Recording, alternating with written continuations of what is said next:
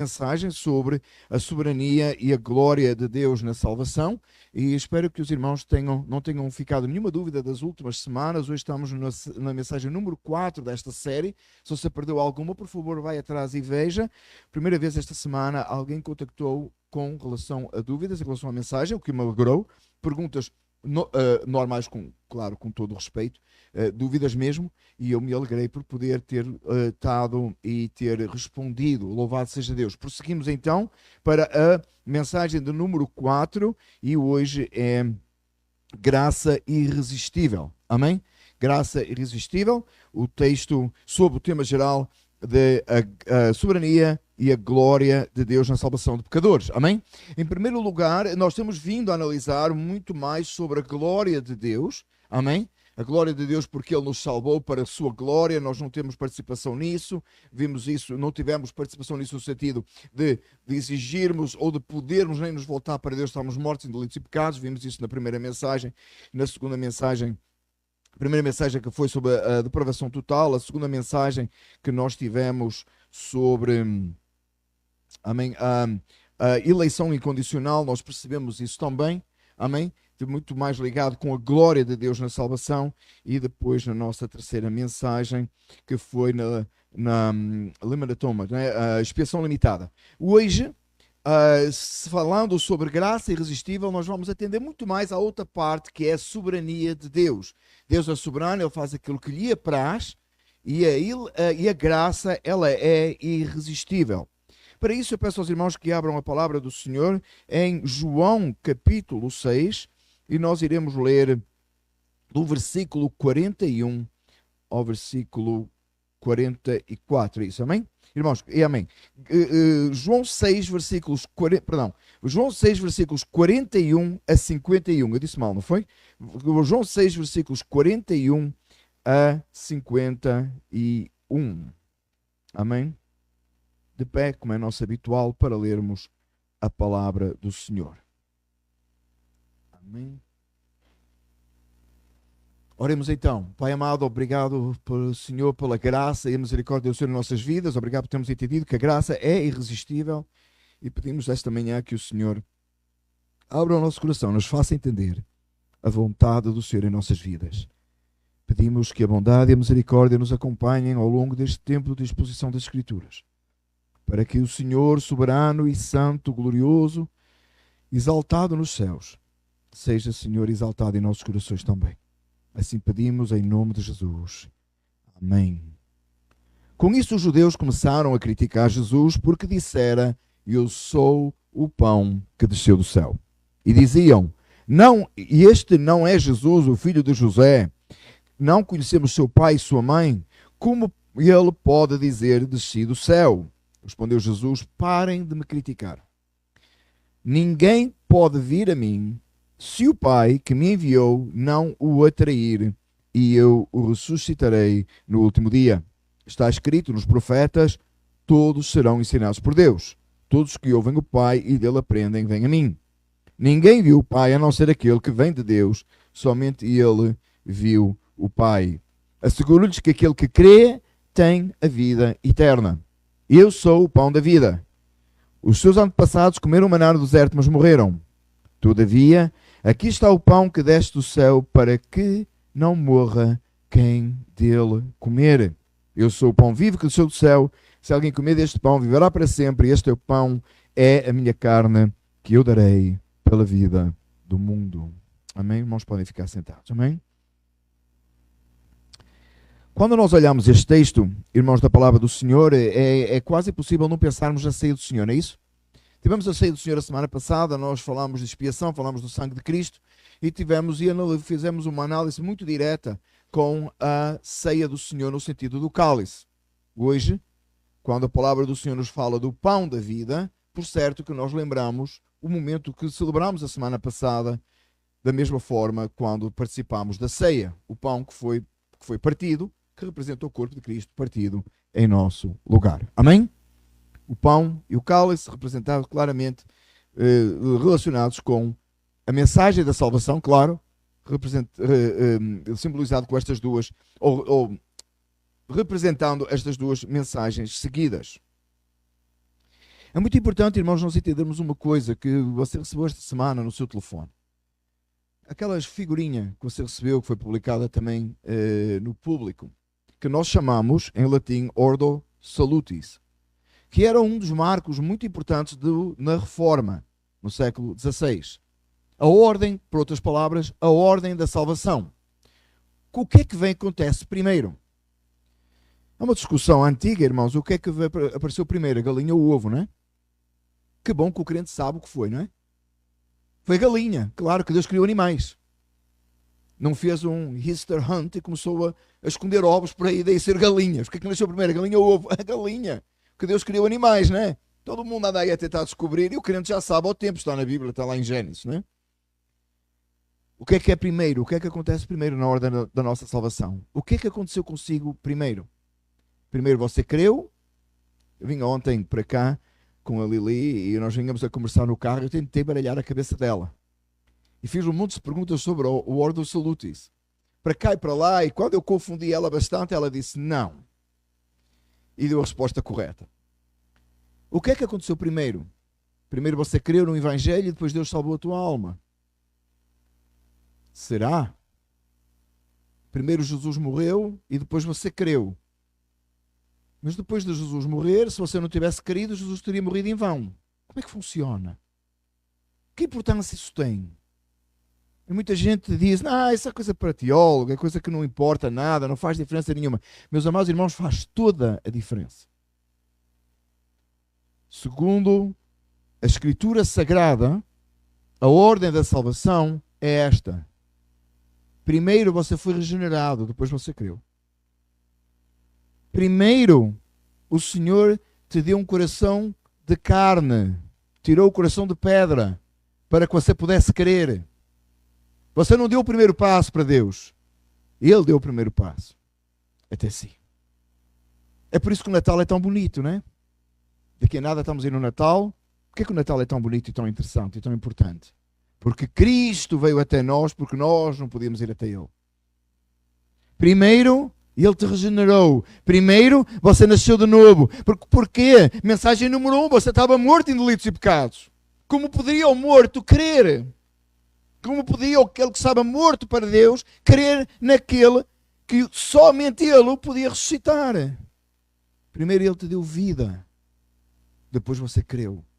Regeneração vem antes de conversão. O nascer de novo, que é a regeneração, Deus te deu vida, vem antes de você nem poder crer, nem se poder voltar para Deus. Você podia ter ouvido o Evangelho, mas até nascer de novo não podia ser salvo, não podia crer. Porquê é que isso é importante? Pelos assuntos que temos vindo a analisar antes.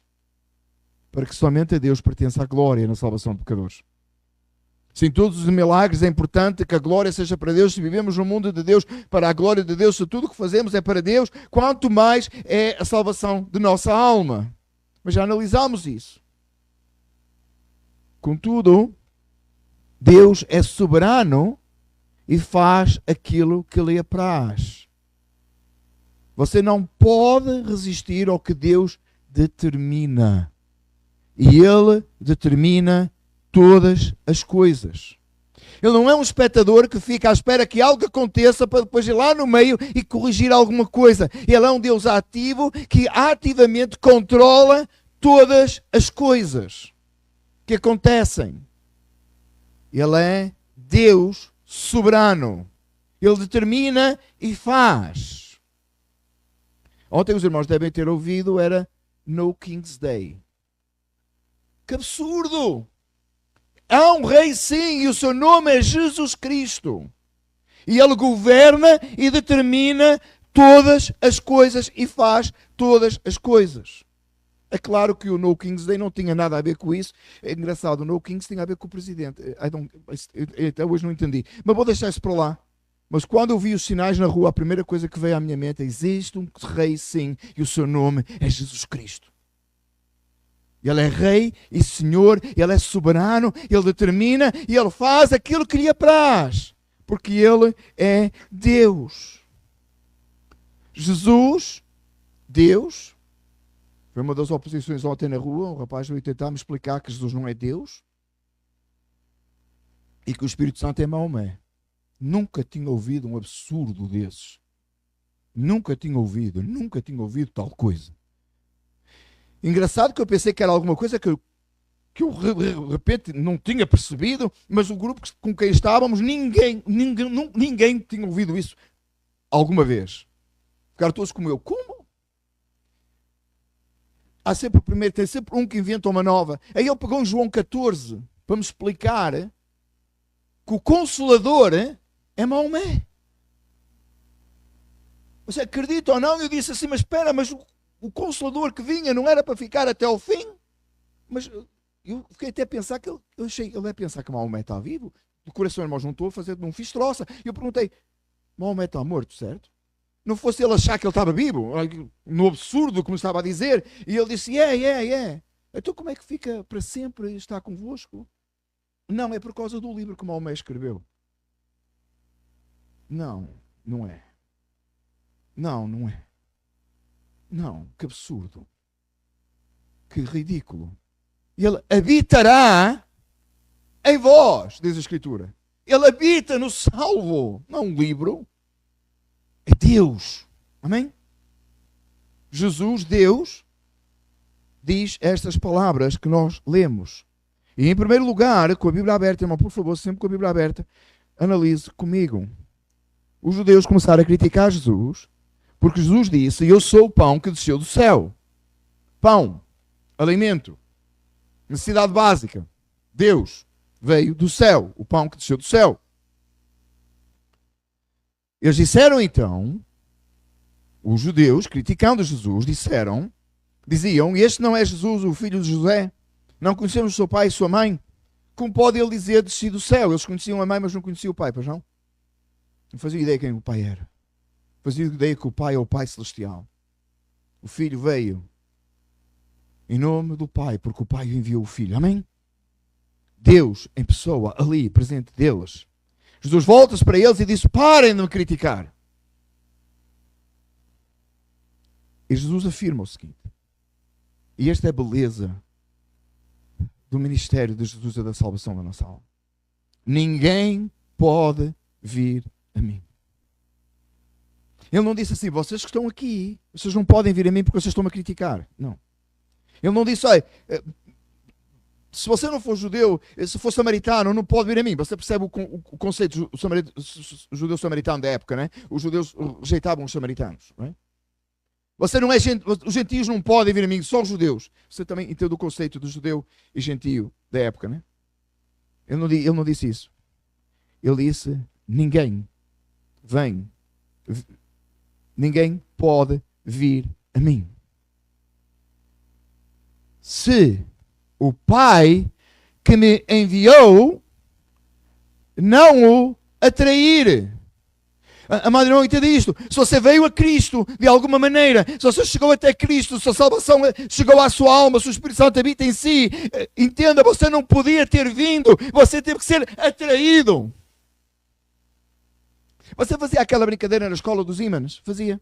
Você tem que ser mais de 40 para ter feito isso. Tinha os ímãs, que agora fazem tudo no videogame. Os ímãs a gente fazia, brincava, puxava o ímã, outra pecinha vinha de metal, fazia isso com os clipes.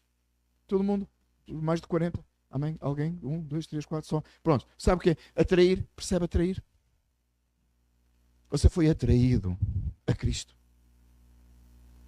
Foi o Pai que trouxe. Você não veio pelas suas pernas. Não, alguns estão a pensar assim, pastor, você está enganado. Você não entendeu, o pastor fez o convite e eu fui à frente. E eu aceitei Jesus.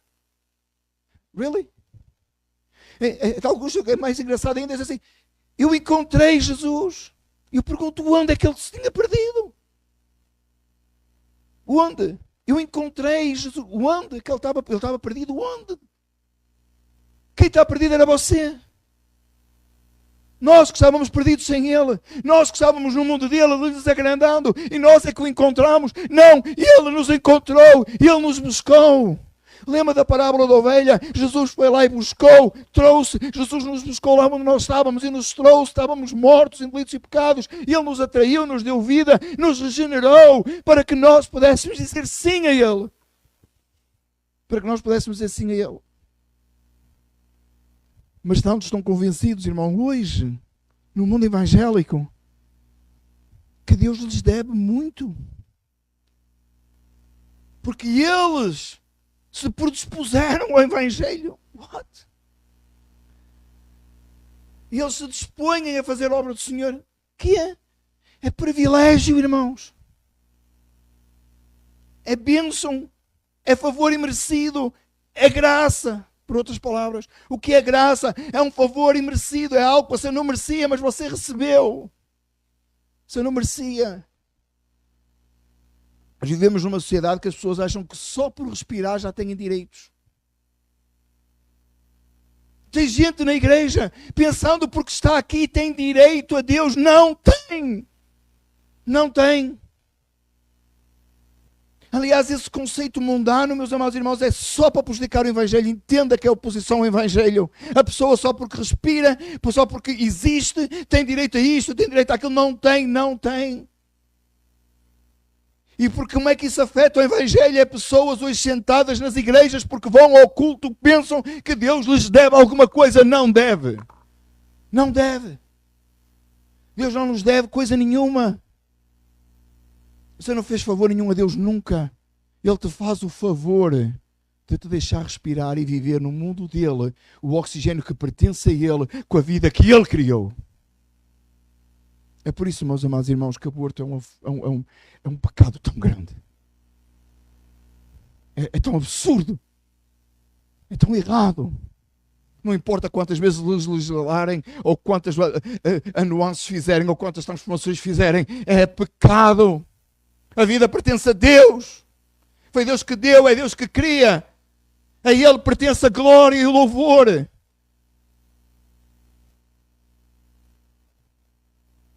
Jesus, ninguém pode ir a Jesus se o Pai que enviou não o trair. Mas olha o resto do versículo, por favor, com a Bíblia aberta, versículo 44, a parte final. Olha o que acontece àquele que é traído. Entenda, meu amado irmão, se você foi atraído a Cristo, você é salvo, se a salvação chegou à sua alma, entenda o que lhe vai acontecer. E eu o ressuscitarei no último dia. A quem? A todos? Não, àqueles que forem atraídos. Porque Deus faz o que Ele quer. Ele é Deus, tema diante de Deus. Para de tratar Deus como uma coisa qualquer ou um qualquer. Ele é soberano, Ele determina e faz respeito e temor e reverência diante do Altíssimo. Que absurdo, da maneira que a gente fala de Deus hoje. Fala-se de Deus de qualquer maneira, sem nenhum respeito nem reverência por quem Ele é, pelo seu reino. Somos capazes de ter mais respeito pelo chefe no trabalho do que por Deus. O chefe manda fazer qualquer coisa, a gente vai e faz. E Deus manda-nos ser obedientes a Ele e nós não somos. E nós arranjamos desculpas. Não gosto do texto explanado assim, não gosto daquilo que a Bíblia diz, não faço aquilo, não faço o outro, irmãos. Oh, que Deus tenha misericórdia de nós. Quem somos nós para falar assim a Deus? Quem somos nós para desobedecer assim a Deus? Mas somos tão rápidos a culpar Adão, não é? Tão fácil. Deus disse, não comas. Ele foi e comeu. O que é que ele tinha na cabeça para fazer uma coisa dessas? Quão absurdo é isso? Quanto mais absurdo é aquele que é a habitação do Espírito Santo, que estava morto em delitos e pecados, que foi atraído a Deus e lhe desobedecer. Por outras palavras, quão mais absurdo é o crente pecado que Adão ter comido do fruto. Você entende isso? Você entende isso? Quando o crente peca é a coisa mais absurda e ridícula, porque ele estava morto em delitos e pecados, ele merecia condenação, e sem poder fazer alguma coisa, sem poder se voltar para Deus, Deus o regenerou e lhe deu vida, porque assim ele determinou, e uma vez com vida, você se arrepende, se voltou para Deus, creu no Senhor Jesus Cristo, como pode você agora voltar as costas e pecar e desobedecer a Deus outra vez? Como será possível? Mas aquele que é traído, ele vê na cruz tamanho amor e tamanha graça. Aliás, nós só o amamos porque ele nos amou primeiro, certo? Não é o que diz a Escritura? O amor dele é tão grande e é tão maravilhoso que você se volta para ele em amor, você responde em amor e você tem uma promessa. E ele te ressuscitará no último dia. Amados, sobre o ressuscitar no último dia, falaremos próxima semana sobre a perseverança final dos santos, com o quinto ponto da mensagem. Só para aguçar o seu interesse, salvo uma vez, salvo para sempre. Venha no domingo que vem. Iremos falar sobre isso. Só para esclarecer, não significa que você pode fazer o que quiser porque você está salvo. Significa que você é incapaz de fazer o que a sua carne quer, porque você é salvo. Mas falaremos sobre isso próximo domingo. Jesus faz uma referência aos profetas. Eu gosto tanto desse, quando o texto faz uma referência ao Antigo Testamento, porque sempre aquela ideia do Antigo Testamento não é para agora. Jesus faz uma referência, e o irmão com a Bíblia aberta no versículo 45, eu vou fazer como a semana passada, eu vou ler o texto de Isaías 54, 13, diz assim: todos os seus filhos serão ensinados pelo Senhor, e grande será a paz de suas crianças. Eu estou no sítio certo, não estou, irmãos? Não era truque, era de verdade, não é? E amém. Versículo 45, todos serão ensinados por Deus, todos que ouvem o Pai e dele aprendem, vêm a mim. Jesus faz uma referência ao Antigo Testamento, dizendo que todos, os salvos, claro, todos aqueles que vêm a Cristo, aprendem dele. Irmão, entenda uma coisa. Como é que você sabe que é salvo? E faça essa pergunta assim. Eu tenho feito essa pergunta a pessoas, e as pessoas respondem-me as coisas mais absurdas, mas algumas pessoas dizem que é errado fazer isso porque eu estou a questionar a sua fé e estou a pôr você em dúvida. Não, irmão, é para você ter a certeza, não é para você ficar em dúvida. Como é que você sabe que é salvo? É você salvo?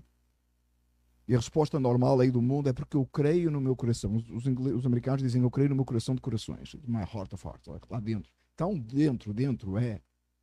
Que a Bíblia diz que é enganoso, não é? Eu creio. E não tem tanta coisa que você já creu e você hoje não crê porque não é verdade. Não foi verdade. Não é verdade.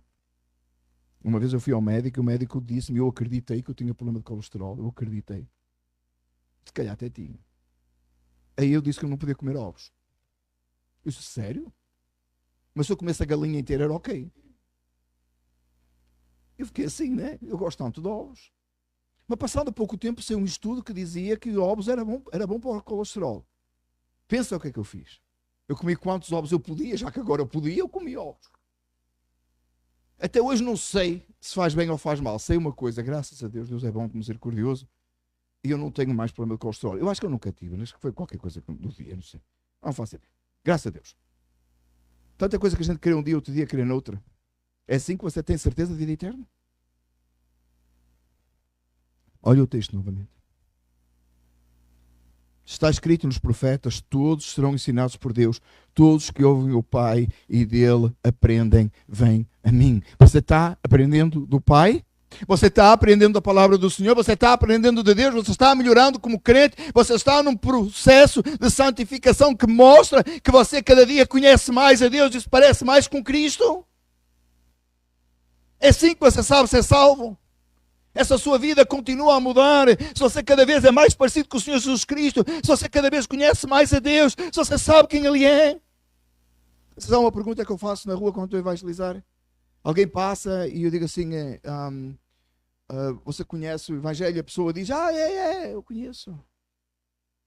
E eu pergunto, se lê a sua Bíblia, normalmente eu tento estabelecer uma conversa, e quando chega ao ponto mais sério da conversa é este: quem é Jesus para ti? Quando a pessoa diz que é salva, eu digo para ti, quem é Jesus para ti? Meu amado irmão, a resposta a esta pergunta determina se aquela conversa vai continuar ou não. Porque quando a pessoa volta-se para mim e com um sorriso, com os olhos brilhando, diz-me assim: Ele é o meu Senhor e Salvador. E eu respondo, God bless you. E I walk away. E eu vou embora. Porquê? Porque aquela pessoa não precisa de ouvir mais nada. Ela já tem onde ouvir. Ela já está a aprender de Deus. Ela sabe quem Jesus é. Quando eu pergunto, aconteceu ontem, quem é Jesus para ti? A pessoa fica na dúvida. Eu não largo aquela pessoa, a não ser que ela queira ir embora, porque aquela pessoa não está salva. Ela não faz ideia quem Jesus é. Ela não consegue responder rápido quem é o Senhor. Ela não sabe que ela é o Senhor e Salvador. Ontem um senhor disse, eu sou salvo. E eu disse, ótimo, quem é Jesus para ti? E ele respondeu, ele é o meu Salvador. E eu disse, só? Não é ele o teu Senhor? E ele corrigiu-me e disse, ele corrigiu-se a ele próprio e disse, não, ele é o meu Senhor, eu sou obediente a ele. Eu disse, amém. Deus te abençoe. Deixa-me ir para outro. Deus já está. Amém? Quem é o Senhor? Você está aprendendo de Jesus, você aprende do Pai, Ele atraiu para que você cresça nele, não para você ficar estagnado na fé. Se você está no mesmo nível de fé que você estava há 2 anos atrás, a semana passada, não está a acontecer nada, alguma coisa está mal. Levamos os nossos filhos ao médico quando eles são crianças e um dos registros que se faz é o crescimento, não é? Inclusive da cabeça, médio, não é? Agora é muito interessante, fazem um chart, um gráfico, e mostra o crescimento, né? E a gente já vê lá que olha, ele é tão pequenino que ele é. Não é preciso nem fotografias agora, irmão, é só ver o chart. Olha, pequenino, olha, ele está a crescer, está a crescer. Vai ser um homem com o grande. Está a crescer um homem com o grande. Uma brincadeira só do norte de Portugal. Só quem é do norte de Portugal é que entende. Está a crescer. Eu sei que é com H, by the way, irmãos, é só brincadeira. Aí vai o homem com a grande. E então a gente... Amém? Momento certo. Então, irmãos, quando esse crescimento mostra que há saúde. Você nasceu de novo em Cristo e nunca mais cresceu? Deus te salvou, mas não te deu crescimento. Você não está mais parecido com Cristo. Você não está a aprender mais de Deus. Você não está mais sendo como Jesus. Você não está santificando a sua vida. Meu amado irmão, lamento dizer-lhe, mas você não foi atraído pela graça, porque a graça é irresistível, é impossível você ter sido atraído por Deus e estar rejeitando, e não estar seguindo, e não estar abraçando o Senhor, e não estar amando a Deus. A graça do Senhor Jesus Cristo, o favor divino, Ele é tão precioso e maravilhoso, mas você não consegue resistir porque é bom demais. Você já experimentou comer pumpkin pie? Não me vem dizer que não gosta. Sabe aquele pumpkin pie? Para mim, o melhor pumpkin pie do casco. $6, um pie enorme. E acreditem, já comi de outros lugares e nunca comi tão bom. E eu realmente sei o que eu estou a dizer. Eu gosto muito de ir aos Stulaners. Isto tem tudo a ver com a mensagem. Eu gosto de ir aos Stulaners com a minha esposa. Quando vamos só os dois. Porque assim que a gente entra na porta, ela tem os pontos dos Stulaners no telefone. Isto é verdade, irmãos. Que é verdade. Primeiro, assim que a gente entra na porta, eu digo assim, posso ter um ice cream? Like a little boy. Eu posso ter um ice cream? Aí ela passa o telefone e ela vai lá buscar. Dá o telefone, eu vou lá com os pontos. É de graça? É melhor ainda. Eu vou lá e agora nesta época tem pumpkin pie ice cream. Irmãos, é tão bom. Eu só não deixo você usar os meus pontos. Quer dizer, que são os dela. Eu só não deixo você usar. Mas vai lá e experimenta. Irmão, não dá para resistir. Eu entro na porta e está lá um sign que diz Pumpkin Pie Ice Cream. Assim que chega no final de agosto, eles já põem o sinal e todos os dias que eu até invento, podemos passar no Stulaners. Eu só disse, tu queres um ice cream? A gente já, irmão, a gente vai no casco, tem aquele pie enorme. A gente leva para casa. E eu acho que aquilo até é 0 calorias, eu creio, porque deve ser. Eu prefiro pensar assim, porque é tão bom, não dá para resistir. Meu amado irmão, a graça, se assim é para mim, com pumpkin pie, com ice cream, pumpkin pie, whatever, meu amado irmão, a graça do Senhor Jesus Cristo, ela é tão maravilhosa que você não consegue resistir. Há pessoas que pegam nesta mensagem e dizem assim, quer dizer que se você não quiser Cristo, Ele vai te forçar. Claro, porque você não ia querer. Porque você estava morto em delitos e pecados, porque você estava confortável no seu pecado. Mas eu nunca vi ninguém, eu já ouvi esta expressão, eu nunca vi ninguém vir a Cristo a espernear e a rejeitar. Não, pai, não, porque Ele tem um coração novo. Você não está a entender. Por isso é que a obra da salvação é tão importante. Ninguém vem a Cristo a espernear e a lutar contra. Mas antes você andava a espernear e a lutar contra, a rejeitar a Deus. Mas uma vez que Ele te deu um novo coração, você vem atraído pela graça e não há suficiente. Você quer mais e mais e mais e mais e mais. Meu amado irmão, nós temos um fraco conceito do céu. Há gente que pensa que o céu é Cancún, o sul da Flórida, ou something like that, que é um sítio de lazer e de descanso. Meu amado irmão, o céu é tão maravilhoso porque Deus está lá, a presença dele é tão grandiosa, a sua graça é tão maravilhosa e colocada no mostrador, on display, revelada de uma tal maneira, e cada dia mais você vai conhecer mais a Deus, você vai conhecer mais a Deus, você vai receber mais de Deus. É por isso que o céu é tão extraordinário, é por isso que o crente quer ir para lá. Porque essa graça, ela é maravilhosa. Não, você não veio contra a sua vontade. Você veio a Cristo com uma vontade, mas que não era sua, lhe foi dada. Pela graça sois salvos por meio da fé. E Ele te concedeu fé. E a graça alcançou. E você veio a Ele. E agora você prende dele. Ninguém viu ao Pai. Versículo 46. A não ser aquele que vem de Deus. Somente ele viu o Pai. Quem é que viu o Pai? Aquele que foi enviado pelo Pai. Jesus Cristo. Ele veio em forma humana, mas ele nunca deixou de ser Deus. Ele é Deus eterno. E ele veio para salvar pecadores. Jesus, no versículo 47, diz assim: asseguro-lhes que aquele que crê tem a vida eterna. Você percebe como é que Jesus passou do versículo 44, olha o versículo 44 novamente, a primeira parte, olha o versículo 44, por favor, olha a Bíblia. Ninguém pode vir a mim. Vamos parar aí? Jesus disse: ninguém pode vir. Ninguém. No versículo 47, ele diz: asseguro-lhes que aquele que crê tem a vida eterna. O que é que aconteceu entre o início do versículo 44 e o versículo 47? Aconteceu que o Pai atraiu, o Pai trouxe, ele foi atraído pela graça, ele foi atraído, ele não podia, mas agora, como uma vez vindo, ele tem vida eterna, porque ele agora crê. Ele agora tem vida para crer. Antes ele não tinha vida, ele não tinha como crer, ele não podia crer, ele estava morto.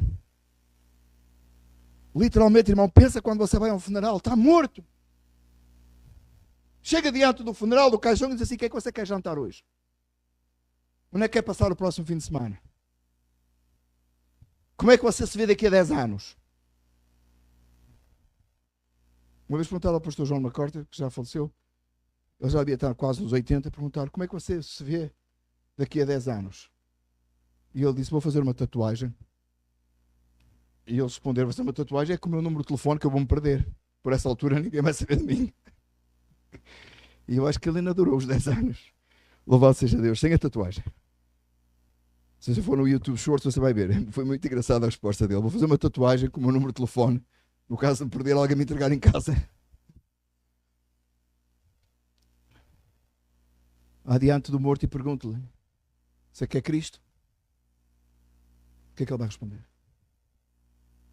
Vá diante de um perdido, sem a iluminação do Espírito Santo, e pergunto: você quer Cristo? O que é que ele vai responder? Esta semana tive uma conversa tão amável e tão maravilhosa com um colega de trabalho. Eu creio que é um homem salvo, mas com algumas dúvidas. E eu estava a ter essa conversa maravilhosa com ele, um homem que eu aprecio muito. E estávamos a conversar sobre o Evangelho e eu falei sobre isto. E ele olhou para mim e disse assim: bem, desculpa, eu tenho que te perguntar, então porquê é que vocês evangelizam? Não, se é Deus que tem que atrair, se é Deus que salva, se é Deus que dá vida, porquê é que vocês, ele sabe que a gente vai para a rua evangelizar, ele diz: porquê é que vocês vão evangelizar? Mas ele estava com medo, ele não me queria ofender. E eu disse, voltei para ele e disse assim: não imaginas o quanto eu gosto dessa pergunta? Não imaginas quantas vezes eu já ouvi? Eu gosto dessa pergunta, irmãos. Por outras palavras, você já deve ter ouvido dizer que os calvinistas não evangelizam. Mentira. Aliás, foram eles, os presbiterianos, inclusive, que levaram o Evangelho para o Brasil e foram perseguidos à morte na verdade, pelos portugueses, mas não faz parte dos livros de história de Portugal, nem do Brasil. Mas foi verdade. Os holandeses foram para o Brasil fundar igrejas presbiterianas e foram perseguidos por portugueses católicos que foram para lá com a intenção de trazer a religião católica e impor. Faz parte dos livros de história séria sobre a igreja, da história da igreja. Mas a pergunta é porquê é que então nós evangelizamos? Porquê é que nós fomos para a rua ontem? Se Jesus não atrair, se o Pai não atrair, se o Pai não trouxer até Cristo, se não for o Espírito Santo a dar vida, não vale a pena, é perda de tempo. E eu respondi ao colega que me fazia essa pergunta de coração sincero e até com medo de eu ficar constrangido. E eu sorri para ele e disse, não, eu já ouvi isso tantas vezes. E eu vou dizer porquê, e eu gosto da pergunta. É porque nós não evangelizamos com o objetivo final da salvação de pecadores, mas sim com a glória de Deus. A gente fala de Cristo para a glória dele. A gente fala dele por causa dele. A gente faz por causa de Jesus.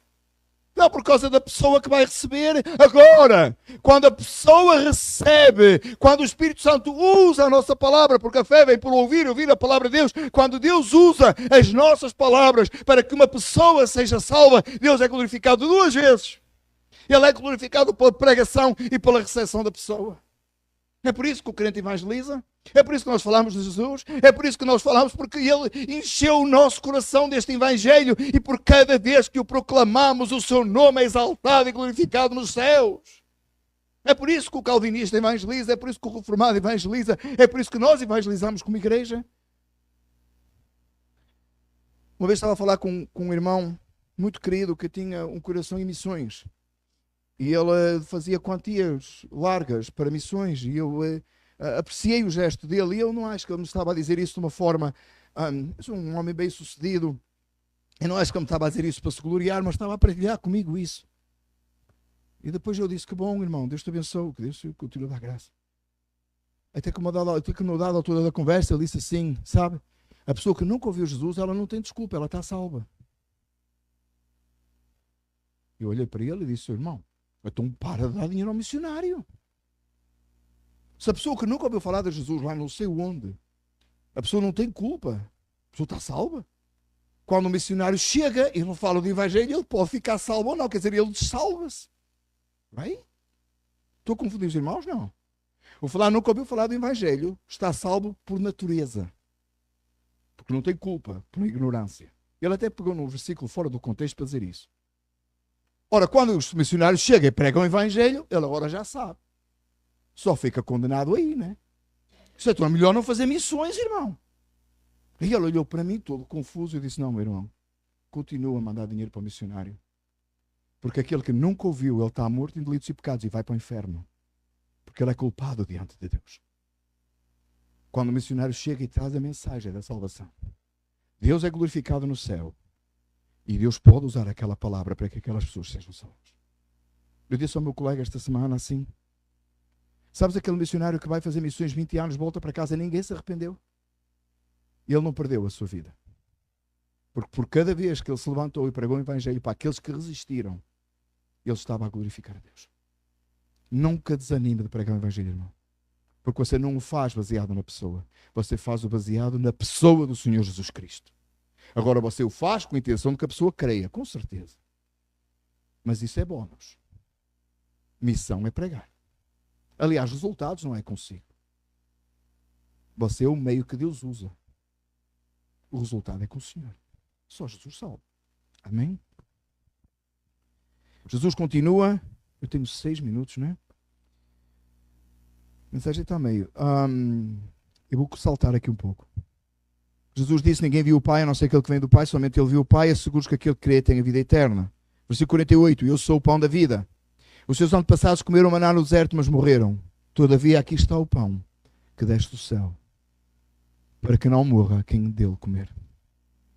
Eu sou o pão que desceu do céu, se alguém comer deste pão, viverá para sempre. Este pão é a minha carne, que eu darei pela vida do mundo. Jesus diz para aqueles que estavam a ouvir e diz para nós hoje, você está comendo a sua carne, a carne de Jesus? Significa que você está se alimentando dele? A sua alma está sendo fortalecida na palavra do Senhor? O Verbo que se fez carne habitou entre nós? Ele é o seu Senhor, Ele é o seu Salvador? É dele que você se alimenta? É agarrado nele que você está? É fortalecido nele que você está? Terminando a mensagem, queria ler um texto de Efésios, muito rápido. Bendito seja o Deus e Pai de nosso Senhor Jesus Cristo, que nos abençoou com todas as bênçãos espirituais nas regiões celestiais em Cristo. Porque Deus, escute, irmão, escute isto. Porque Deus nos escolheu nele. Quem escolheu? Deus. A quem? Aos salvos. Foram os salvos que escolheram a Deus. Deus nos escolheu nele. Antes da criação do mundo. Antes de Gênesis 1. Amado irmão, você foi escolhido por Deus antes de Gênesis 1. Para quê? Para ser santo e irrepreensível em sua presença, para viver de acordo com a vontade do Senhor, para viver para a glória do Senhor. Em amor nos predestinou. Mas não estou a ler Romanos, tá? Você reparou que eu tentei não ir a Romanos 8, 9 e 10 durante esta série? Não é Romanos 8, 9 e 10. Não, Paulo não era calvinista. Paulo era cristão. E Calvino era cristão. E nós somos cristãos se nos firmarmos nesta fé e tivermos esta mesma fé. Isso não tem nada a ver com João Calvino. Foi um instrumento usado por Deus, como você hoje é um instrumento usado por Deus para pregar ao seu vizinho e ao seu parente e ao seu amigo. Em amor nos predestinou para sermos adotados como filhos. Predestinação e adoção andam de mãos juntas, de mãos dadas. Ele, em amor, nos predestinou para sermos adotados como filhos por meio de Jesus Cristo. Como? Por Cristo e somente em Cristo. Conforme o bom propósito da vontade daquele que aceita. Não. Conforme o bom propósito da sua vontade, da vontade de Deus. O Deus soberano que salva como quer, quando quer, que faz do jeito dele, porque ele é Deus. Que quando te atrai você não pode resistir. Que quando comanda acontece. O Deus que eu creio não é um Deus fraco, que se sujeita às minhas decisões. É um Deus poderoso e forte, que determina e eu obedeço. Que diz para, eu tenho que parar. Que levante, que para a tempestade. Que ordena e determina e as coisas acontecem. Esse é o Deus que eu sirvo. Não é um Deus que depende de mim. E eu dependo dele. Conforme o bom propósito da sua vontade, para o louvor da sua gloriosa graça, a qual nos deu gratuitamente no amado. Este é o Deus que eu sirvo. Este é o único Deus. E ou você serve este Deus, ou você está morto em delitos e pecados, e você vai para o inferno. Entendem isso? Agora, se Deus te atrair, você tem vida eterna. Ora, mas se Deus te atraiu, se a mensagem tocou o teu coração, podes crer que não fui eu. Se a mensagem mexeu no interior do teu ser nesta hora, podes ter a certeza que é o Espírito Santo que está trabalhando na tua vida. Que eu não sou nem eloquente, eu não tenho nem a postura correta no púlpito. Aprendi no seminário, esqueci tudo. Aliás, nem prestei atenção. Não pode fazer não sei o quê, não pode bracejar, não pode... Esquece isso. Se alguma coisa tocou no teu coração esta manhã, com esta mensagem, foi o Espírito Santo de Deus. Não resista, porque você não vai conseguir. Porque a graça é irresistível. Ele te vai atrair e te vai trazer à sua presença. Agora, se você é salvo, prega este Evangelho. Anuncie este Evangelho. Dê glória a este Deus que te salvou. Fiquemos de pé, vamos orar.